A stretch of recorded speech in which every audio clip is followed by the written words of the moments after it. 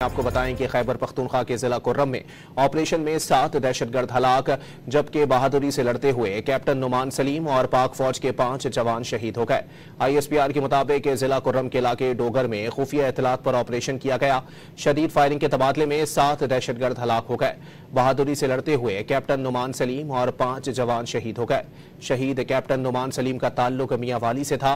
दीगर शोहदा में हवलदार अमजद अली, नाइक वकास अहमद, सिपाही एजाज अली, सिपाही मोहम्मद वलीद, सिपाही मोहम्मद शहबाज शामिल हैं। इलाके में भारतीय हिमायत याफ्ता दहशतगर्दों के खिलाफ ऑपरेशन जारी है।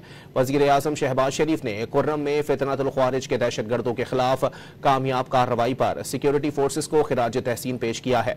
वजीर आजम ने ऑपरेशन में शहीद पाक फौज के अफसर और अहलकारों को खिराज अकीदत पेश करते हुए उनकी बुलंदी दर्जात की दुआ और अहल खाना से ताज़ियत का इजहार किया है।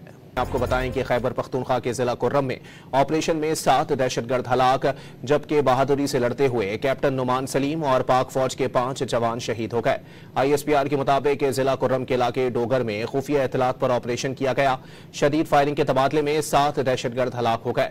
बहादुरी से लड़ते हुए कैप्टन नुमान सलीम और 5 जवान शहीद हो गए। शहीद कैप्टन नुमान सलीम का ताल्लुक मियांवाली से था। दीगर शोहदा में हवलदार अमजद अली, नाइक वकास अहमद, सिपाही एजाज अली, सिपाही मोहम्मद वलीद, सिपाही मोहम्मद शहबाज शामिल हैं।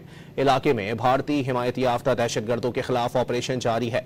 वजीर आजम शहबाज शरीफ ने कुर्रम में फितनतुल ख्वारिज के दहशतगर्दों के खिलाफ कामयाब कार्रवाई पर सिक्योरिटी फोर्सेस को खिराज तहसीन पेश किया है। वजीर आजम ने ऑपरेशन में शहीद पाक फौज के अफसर और अहलकारों को खिराज अकीदत पेश करते हुए उनकी बुलंदी दर्जात की दुआ और अहल खाना से ताज़ियत का इजहार किया है।